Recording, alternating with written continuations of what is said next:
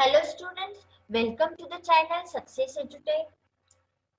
Now in this video, the MCQs are given related to the lesson plan growth and development, which I already explained and uploaded all the videos. So please watch my previous video, link is given in the description, and please like, share, subscribe to our channel. These videos are very important for your NEET exam. You have to see this, you have to learn these MCQs and find out the answer, which is the correct answer.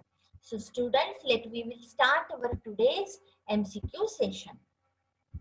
Horizontal growth of seedling, swelling of axis and apical hook formation in dicot seedling are influences of on plants: gibberellins, abscisic acid, ethylene or cytokinin. The answer is ethylene. So the influences of ethylene on the plants for the horizontal growth of seedling, for the swelling of axis, everything. Now, ethylene does not promote what? Senescence of the abscission of leaves and flower, fruit ripening, apical dominance, or enhancement of respiration rate during ripening of the fruit. And the answer is apical dominance. So ethylene does not promote the apical dominance. You can find out all these answers in the videos of the lesson also. Then you can solve these MCQs, and these MCQs are very important for the 12th and for the NEET exam. The rise in the rate of respiration during ripening of the fruit by ethylene is called respiration climatic, respiration promotion, respiration exponent, or ripening climatic. The answer is respiration climatic. Breaks seed and bud dormancy initiates germination in peanut seed sprouting of potato tuber. And the answers options are gibberellins, abscisic acid, ethylene, cytokinin. And the answer is ethylene. Which plant growth regulator influences apical hook formation in dicot seedling? IAA or ABA or ethylene or kinetin? And the answer is ethylene. In cultivation of deep water rice plant, ethylene is applied to increase yield per unit area, flowering, then length of petiole or grain amount. And the answer is length of petiole.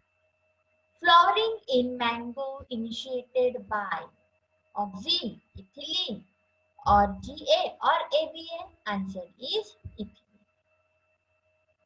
In cucumber cultivation, ethaphone is applied to increase fruit size, then female flower, flower bearing branch, and the answer is female flower. In ethaphone, the solvent is water, alcohol, ether or benzene. Answer is simple, that is water. Ethaphone is the source of IAA or GA3, ABA or C2H4. So answer was the C2H4. Effectiveness of ethaphone as hormone is because it is not expensive, easily available, and readily absorbed and transported within the plant and releases the ethylene slowly. Simpler in chemical structure, manufactured easily and well advertised. The answer is easily absorbed, means effectiveness of ethaphone as hormone is because it is easily absorbed, transported within plant and releases ethylene slowly. Ethaphone shows its influence in fruit formation in tomato and apple, abscission in flower and fruit in cherry walnut, bud formation in cucumber, apical dominance in cabbage. So answer is abscission in flower and fruits in cherry. Ethaphone has an fruit ripening and accelerates abscission in flower and fruit because it is in gaseous form and is released ethylene slowly, readily absorbed and transported within the plant, release ethylene slowly, in solid state is deposited in the fruit, produced in all the parts of the plant in high concentration.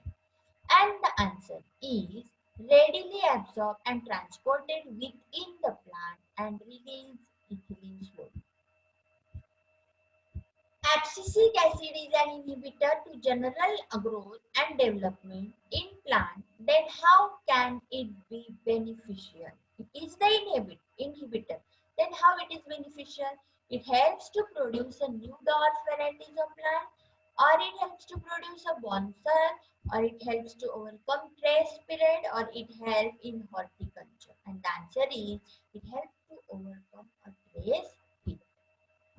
How does abscisic acid increases the tolerance of plants to various kinds of traces? That is by inhibiting plant metabolism, by opening of stomata, or through seed germination, or by encouraging growth in injured plant parts.